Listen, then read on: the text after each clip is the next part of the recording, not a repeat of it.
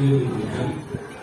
Yang terhormat Ibu Jayakan selaku Kepala Sekolah di Kabupaten Lamongan dan kepada Ibu Bapak Guru SDN Kabupaten Lamongan. Jika pada hari ini saya melaksanakan diseminasi modul 1.4 tentang budaya positif dari guru penggerak. Saya mengikuti guru penggerak ini sudah sekitar 2 bulan dan tugasnya sangat luar biasa. Bu yang tahu sendiri tugasnya kayak apa, banyak intinya. Tapi pengalamannya luar biasa Bu yang didapatkan, sangat luar biasa dan sangat membuka pikiran saya, membuka mata saya bahwasanya selama ini saya mengajar mungkin agak kurang benar atau kurang betul di luar jalurnya. Di sini budaya positif ini mengajarkan anak-anak kita untuk melakukan hal positif. Dan saya melihat di SD Pada di sini sudah banyak melaksanakan budaya positif ini. Lanjut Bu Novi. Ya, budaya positif ini adalah yang latar belakang yaitu suasana yang sangat positif, mendukung dalam menciptakan pembelajaran yang nyaman, kondusif dan juga sesuai dengan keinginan siswa. Jadi dalam kita mendidik anak-anak kita membuat semacam budaya positif yaitu mendidik di kelas sesuai dengan keinginan mereka, meskipun tidak semua bisa kita ayomi anak-anak, mungkin mereka memiliki keinginan masing-masing. Dalam kondisi belajar yang positif antar guru dan siswa memperoleh suasana pembelajaran yang menyenangkan, yang pada akhirnya proses pembelajaran yang terjadi tanpa ada beban dan ketakutan dari siswa. Menjadi suatu kebutuhan suasana positif akan membantu menggerakkan moral positif bagi murid, sehingga karakter murid tidak hanya terbentuk dari akademik intelektualnya, tetapi juga terbentuk dari lingkungan sekitar. Budaya positif itu sendiri memiliki arti nilai-nilai, keyakinan dan kebiasaan di sekolah yang berpihak pada murid agar dapat berkembang menjadi pribadi yang berkarakter sesuai dengan profil pelajaran Pancasila. Dan saya melihat di SDN Pada di sini sudah sangat mendukung dan sudah sangat sesuai dengan profil pelajaran Pancasila, yaitu sekolah ramah anak. Selanjutnya, makna kata disiplin. Makna kata disiplin ini sering kita mengkait-kaitkan disiplin dengan tata tertib. Tata tertib yang peraturannya otomatis kita buat. Kita menginginkan anak-anak kita itu tertib, teratur. Yang dari akhirnya teratur itu menimbulkan kepatuhan pada peraturan, yang selanjutnya adalah konsekuensinya adalah hukuman. Yang sebenarnya itu tidak begitu mendukung budaya positif yang terjadi. Selanjutnya, makna kata disiplin di sini menurut Ki Hajar Dewantara menyatakan bahwa untuk mencapai kemerdekaan atau dalam konteks pendidikan kita saat ini untuk menciptakan murid yang merdeka, syarat utamanya adalah harus ada disiplin yang kuat. Disiplin yang dimaksud adalah disiplin diri yang memiliki motivasi internal. Jika kita memiliki motivasi internal, maka kita memerlukan pihak lain untuk mendisiplinkan kita atau motivasi eksternal, karena berasal dari luar, bukan dari diri kita sendiri. Memiliki arti bahwa disiplin itu meskipun seorang guru ngotot kayak apa ingin mendisiplinkan anak didik kita, tapi ketika anak didiknya tidak memiliki motivasi dari dirinya untuk berubah, ya susah. Jadi dua-duanya saling keterkaitan. Gurunya juga mengingatkan siswanya kalau sudah punya klik di hatinya untuk berubah, pasti dia akan berubah. Selanjutnya, makna kata disiplin. Ki Hajar Dewantara menyatakan bahwa di mana ada kemerdekaan, disitulah harus ada disiplin yang kuat. Sungguh disiplin itu bersifat self disiplin, yaitu kita sendiri yang mewajibkan kita dengan sekeras-kerasnya, tetapi itu sama saja. Sebab jika kita tidak cakap melakukan self disiplin, wajiblah penguasa lain mendisiplinkan kita. Dalam artian ini adalah guru yang mendisiplinkan siswanya. Yang jelas siswanya harus memiliki motivasi dari dirinya sendiri untuk berubah. Adapun definisi kata merdeka menurut Ki Hajar Dewantara adalah merdeka itu artinya tidak hanya terlepas dari perintah, akan tetapi juga cakap untuk memerintah diri sendiri. Guru memberikan perintah, tapi ketika anak didiknya tidak bisa mengendalikan dirinya sendiri, ya sama saja. Jadi dua-duanya harus saling berkelanjutan dan saling berkomunikasi yang baik. Kemudian disiplin positif, ya ini. Disiplin positif merupakan suatu cara penerapan disiplin di sekolah tanpa adanya kekerasan fisik maupun psikis kepada murid yang dalam praktiknya melibatkan komunikasi yang efektif antara guru dan murid. Di sekolah ini sudah sangat menerapkan disiplin yang seperti ini, sudah sesuai dan sudah sesuai dengan sekolah ramah anak.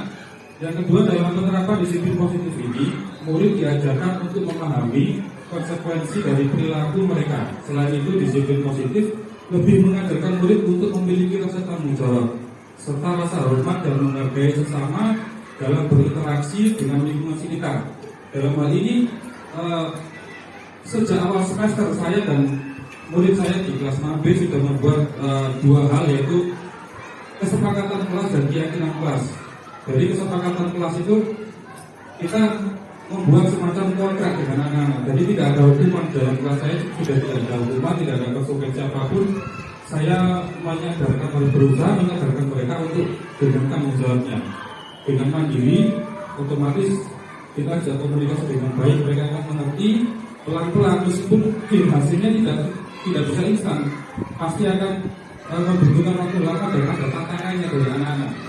Kemudian bisa ditarik kesimpulan bahwa disiplin positif merupakan salah satu cara pendidikan yang bertujuan untuk menambahkan, menanamkan dan menumbuhkan kesadaran serta memberdayakan murid untuk melakukan sesuatu tanpa paksaan, ancaman ataupun hukuman. Jadi keyakinan kelas di sini diterapkan. Saya membuat keyakinan kelas, yaitu yang pertama dengan anak-anak memang sudah dibuat. Yang pertama, saling menghormati sesama. Jadi tidak boleh ada kata-kata lagi yang kasar terucap dari anak-anak kepada temannya. Kemudian saling menghargai. Di sini ketika ada temannya yang berbicara atau berpendapat atau gurunya sedang menerangkan, sudah sepakat bahwasanya mereka harus memperhatikan dan diam. Kemudian jujur. Di sini saya sudah menerapkan jujur kepada anak didik saya. Ketika ada ulangan atau tugas, saya tidak pernah mengkoreksi, menukarkan tugas mereka. Saya jelaskan, silakan itu kalian koreksi sendiri. Kalian pengen nilai bagus atau nilai jelek atau apapun silakan, yang penting jujur. Jadi ternyata mereka bisa jujur, Bapak Ibu. Ternyata mereka tidak membetulkan jawabannya dengan menginginkan nilai yang bagus. Ternyata mereka bisa. Kemudian selanjutnya, nilai-nilai kebajikan. Nilai-nilai kebajikan universal merupakan nilai kebajikan yang disepakati bersama. Seperti tadi saya sudah membuat kesepakatan kelas. Yang pertama yaitu kesepakatan kelas saya pertama yaitu datang tepat waktu 15 menit sebelum jam pelajaran, meskipun masih ada 1-2 anak yang terlambat. Kemudian yang kedua, kesepakatan kelas yang kedua adalah tidak boleh mengucapkan kata-kata kotor di kelas. Yang ketiga, tidak boleh mengganggu teman yang sedang melaksanakan ibadah, dan seterusnya. Ada beberapa kesepakatan kelas yang sudah ditempelkan di kelas. Kemudian kemandirian saya juga sudah membuat untuk nilai-nilai kemandirian, saya membuat absen secara online. Jadi anak-anak setiap pagi datang masuk kelas langsung absen online, barcode. Jadi absennya sudah otomatis masuk ke formulir, siapa-siapa yang tidak masuk sudah kelihatan. Selanjutnya, disiplin positif akan melahirkan nilai-nilai kebajikan. Nah, nilai-nilai kebajikan itu sudah terdapat dalam profil pelajar Pancasila, sudah lengkap sekali. Yang pertama yaitu beriman, bertakwa kepada Tuhan Yang Maha Esa, dan berakhlak mulia. Selanjutnya yaitu berkebinekaan global, bergotong royong, kreatif, bernalar kritis, dan mandiri. Mandiri tadi sudah saya jelaskan bahwasanya anak-anak sudah bisa. Di sini sudah banyak. Kemarin sudah contoh, salah satu contoh yang konkret yaitu ketika pramuka, anak-anak sudah merupakan pembelajaran secara mandiri. Kemudian di piket kelas juga sudah merupakan pembelajaran mandiri. Kemudian ketika upacara bendera tanpa diberikan mereka sudah baris, itu sudah merupakan pembelajaran secara mandiri tanpa kita sadari, itu sudah merupakan pembelajaran. Kemudian bernalar kritis, ya berpikir secara awal menggunakan logikanya. Kreatif itu sudah banyak sekali, kita mendapatkan beberapa kali kejuaraan dari perlombaan yang dunia kreatif ini, seperti yang dibimbing oleh Bu Umi dulu, itu sudah menjadikan anak kreatif dengan membuat seni kria. Berpendidikan global di SD kita tidak hanya terdiri dari beberapa agama ya, ada yang Muslim, ada yang non-Muslim, ada yang tentunya keyakinan itu. Jadi berpendidikan global semuanya sudah tersangkut semuanya. Jadi profil pelajar Pancasila sudah sangat-sangat sesuai dengan apa yang di sekolah-sekolah diajarkan. Selanjutnya yaitu membuat kesepakatan kelas dan keyakinan kelas. Ini yang sudah saya jelaskan tadi. Membuat kesepakatan dan keyakinan kelas ini semacam kontrak, tidak ada hukuman apapun di sini. Jadi saya menerapkan tidak ada satupun hukuman. Misalkan ada anak tidak mengerjakan PR terus saya hukum, enggak, saya tidak bicara. Kenapa kamu nggak mengerjakan PR? Alasannya apa? Pasti dia punya alasan. Seperti kemarin saya mempraktekannya dengan Asa. Dia tidak sering kali tidak mengerjakan PR. Saya tanya, Asa, kenapa kamu nggak mengerjakan PR? Saya banyak kepentingan Pak, jawabannya kayak gitu. Akhirnya urusan jawabannya. Ambil saya tahu urusan apa? Ini kan tanggal 17 Pak ya. Bulan Agustus Pak ya. Iya. Itu biarkan Pak di rumah. Jadi saya itu lomba-lomba terus. Jawabannya enteng sekali dia. Tanpa ada perasaan bersalah pun. Terus apakah orang tua nggak ngingetin kalau ada PR? Ayah aku nggak tahu ngingetin Pak. Tapi yang ngingetin itu mama. Terus masalah itu pokoknya gitu. Terus akhirnya setelah siswa kita menemukan pitnya, akhirnya dia dengan sendirinya dia sudah saya kerjakan sekarang. Nanti sampai jam 2 tak kumpulkan. Akhirnya ya selesai. Jam 2 ya ternyata dia punya tanggung jawab di dalam bicara itu akhirnya selesai. Kemudian saya ngajak bicara juga Apit.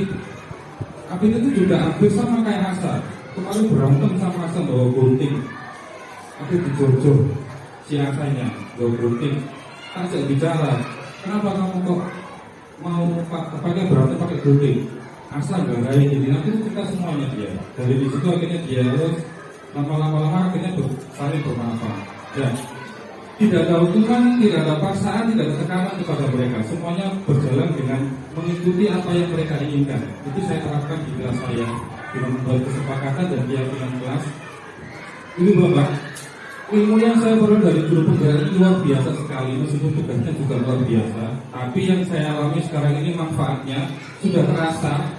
Bulan kedua ini sudah terasa, meskipun tugasnya ya kayak gitu sampai tadi bilang zoom terus sampai jam 3 sampai jam 6.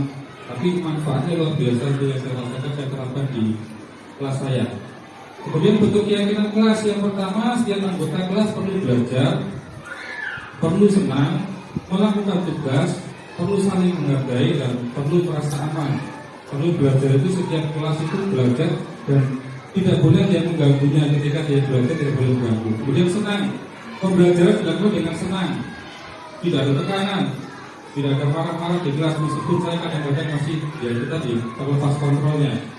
Kemudian setiap kelas perlu melakukan tugas sama kayak tadi melakukan tugasnya. Perlu saling menghargai ketika ada temannya yang berbicara atau boleh berbicara, mereka berusaha untuk diam dan memperhatikan. Kalau ada kesanggahan, mereka mengangkat tangan. Kemudian perlu merasa aman, tidak ada bully, tidak ada bully dan kekerasan dalam kelas. Yang kedua, bersikap positif, senantiasa menjadi diri yang terbaik, percaya dan menghormati orang lain serta barang miliknya, berkomitmen terhadap setiap tugas, senantiasa membantu dalam artian ketika ada teman-teman yang bermasalah, dia dengan sukarela membantu. Dan itu sudah saya lihat di SDN Kabupaten ini sudah terlaksana sejak dulu. Yang selanjutnya hormat, bekerja dan diterima dan dimiliki. Kemudian selanjutnya yaitu 5 kebutuhan dasar manusia.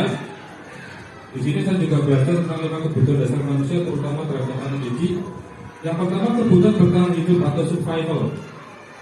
Bertahan hidup di sini mereka bertahan di kelasnya masing-masing, bertahan dengan tidak menerima tekanan, bulian atau apapun dari siapapun.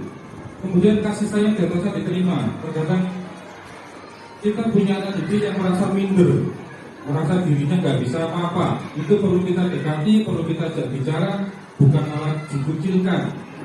Kemudian penguasaan. Anak-anak mempunyai sifat penguasaan, dia ingin berkuasa dalam hal apapun di kelas itu pasti ingin. Siapapun anaknya pasti ingin menguasai, ingin juara 1, ingin ini pasti ada. Kemudian kebebasan itu mereka bisa memilih cara pembelajaran seperti apa, mereka bisa menyampaikan kepada gurunya, Pak, saya ingin belajar model kayak gini. Meskipun tidak 100% kita bisa mengaplikasikannya secara utuh. Kemudian kesenangan, seperti tadi pembelajaran di kelas tidak ada tekanan, yang ada hanya senang-senang. Selanjutnya yaitu 5 posisi kontrol. Ini adalah untuk guru. Ini yang membuka mata saya, mungkin saya dasar, mungkin ada di salah satu ini. Yang pertama pendukung. Ada guru-guru yang tipe-tipenya pendukung. Kamu itu nggak kerjakan PR, sudah nulis 200 kalimat dalam buku sekarang. Itu membuka mata saya pernah melakukan hal itu. Hampir semua posisi ini pernah saya lakukan, itu posisi mendukung. Jadi guru hanya melihat kesalahan anak, tidak melihat kealasan anak, tidak melihat anak itu sedang apa, tidak melihat, hanya tahu kamu itu salah, gitu aja. Kemudian membuat rasa bersalah. Membuat rasa bersalah ini contohnya adalah asal kamu itu nggak kerjakan PR, kamu itu datang terlambat, kamu nggak kasihan sama Pak Arif nanti ditegur kepala sekolah terus, kamu terus yang bikin masalah. Seolah-olah anak itu selalu bersalah, padahal dia harusnya mau menjelaskan, tapi guru itu tidak memberikan waktu untuk memberikan penjelasan. Ngomong terus gurunya, akhirnya anaknya merasa bersalah, minder dan minta maaf. Padahal dia memang salah, harusnya ditanya dulu kenapa, alasannya apa dia berbuat seperti itu. Kemudian yang ketiga, guru rasa teman, berperan sebagai teman. Ini sangat bagus sekali. Ini juga pernah saya perankan. Tapi dampaknya ketika kita berperan sebagai teman, ketika anak itu sudah bukan murid kita lagi, dia merasa kehilangan gurunya dan dia merasa nggak nyaman dengan guru yang baru. Dia pengennya dengan guru yang lama karena guru yang lama selalu membela dia. Condong karena teman sering membela. Jadi kalau dia salah, dia selalu dibela gurunya. Itu yang bisa teman. Kemudian pemantau. Pemantau ini selalu mencari-cari kesalahan anak, dipantau terus anaknya. Ya ini yang paling pas adalah posisi manajer. Posisi manajer itu guru tidak mencari kesalahan siswa, tidak melihat kesalahan siswa, yang dilihat hanya ditanya dulu alasannya apa. Kenapa kamu berbuat seperti ini? Begini Pak. Terus ketika kamu berbuat seperti itu, apakah kamu merasa senang? Ketika misalkan kita ngambil contoh berantem dengan temannya, kenapa kamu berantem dengan temanmu? Saya juga begini Pak, saya digarai. Kemudian kalau dia sudah begitu tanya lagi, apakah ketika kamu berantem kamu merasa senang? Pasti dia akan jawab, tidak Pak, gak enak. Nah, terus gimana? Solusinya bagaimana? Itu. Akhirnya dia lama-lama mengakui kesalahannya semua dan dia akhirnya meminta maaf. Nah, selanjutnya segitiga restitusi. Kita masuk ke sini aja. Segitiga restitusi ini yang pertama yaitu menstabilkan identitas. Kita membuat pernyataan kepada anak. Ketika anak membuat kesalahan, kita tidak perlu langsung menjudge dia, kamu itu salah. Yang pertama adalah berbuat salah itu tidak apa-apa. Pasti semua orang pernah berbuat salah. Dan setiap orang ketika berbuat salah wajib dan berat untuk membenahi kesalahannya. Yang kedua, tidak ada manusia yang sempurna. Semua pasti pernah tadi itu berbuat salah. Saya juga pernah melakukan kesalahan seperti itu dan lainnya. Intinya kita bisa menyelesaikan masalah itu dengan tidak menyalahkan murid kita. Selanjutnya yaitu validasi tindakan yang salah. Nah, kita setelah yang tadi itu kita melakukan yang ini, validasi tindakan yang salah. Padahal kamu bisa melakukan yang lebih buruk dari ini ya. Misalkan berantem, saya pukul Pak dia. Padahal kamu bisa loh memukul dia lebih parah lagi. Bisa Pak, tapi kenapa nggak kamu lakukan? Dia teman saya Pak, nah kan nggak tega. Nah, kamu pasti punya alasan mengapa melakukan hal itu. Nah tadi digerai Pak. Nah intinya ketika dia melakukan itu, dia hanya membela dirinya. Tapi membela dirinya mungkin caranya yang kurang tepat, bukan salah yang kurang tepat. Selanjutnya yaitu tentang menanyakan keyakinan. Seperti tadi membuat keyakinan kelas yang saling menghormati, saling menghargai, jujur, bertanggung jawab. Apa yang kita percaya sebagai kelas atau keluarga. Yang misalkan anak itu sudah berbuat salah, ketika sudah berbuat salah, berantem, keyakinan kelas mana yang kamu langgar? Saling menghormati Pak. Sudah tahu kenapa kamu langgar.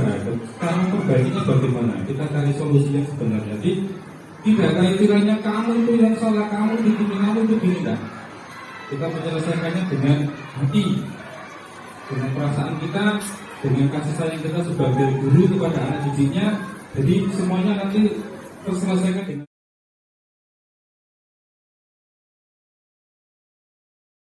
membuat tentang kesepakatan kelas dan keyakinan kelas. Ini sudah beberapa Pak Ali tulis. Ini kesepakatan kelas dan itu keyakinan kelas.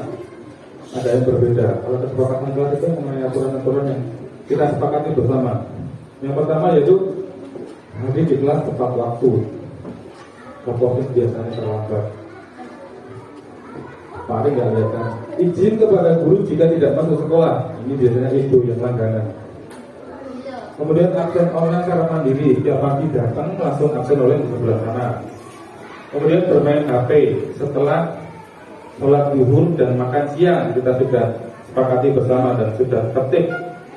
Tidak boleh mengucapkan kata-kata kotor. Asa, biasanya berlangganan itu asa, mengucapkan kata-kata kotor. Ada yang perlu tulis lagi di sini? Punya ide yang lain? Apa? Kemudian yang keyakinan kelas di sini Pak Ali sudah ambil. Yang pertama jujur atau kejujuran, yang kedua bertanggung jawab, saling menghormati, bergotong royong, tolong menolong dan saling menghargai. Ini jujur, kejujuran masih ada di antara kalian yang tidak jujur. Ketika mengoreksi hasil kerjaan kalian, Pak Ali nggak pernah menukarnya, dikoreksi sendiri, jujur apa enggak. Kemudian bertanggung jawab itu ketika kamu mendapat tugas dari guru, bertanggung jawab apa enggak menyelesaikannya. Tapi ada beberapa dari kalian yang kurang bertanggung jawab. Kemudian saling menghormati. Ini ada beberapa hari yang lalu teman-teman itu ada yang berantem, teman kalian, sampai ada yang bawa gunting juga, ya kan? Sudah selesai masalahnya. Bergotong royong itu ketika kalian mengerjakan piket harus bergotong royong. Tidak boleh tidak piket, semuanya harus piket. Yang mendapat tugas piket ya silakan piket. Kalau menolong sama dengan piket, saling menghargai. Saling menghargai itu ketika teman kalian ada yang bicara, ada yang ditunjuk guru untuk menyampaikan tugasnya, atau gurunya yang lagi menjelaskan, ya kalian mendengarkan, jangan kalian sendiri. Jadi ya, ini nanti silakan kalian tulis di kertas post-it, kayak gini. Setelah selesai nanti silakan ditempelkan.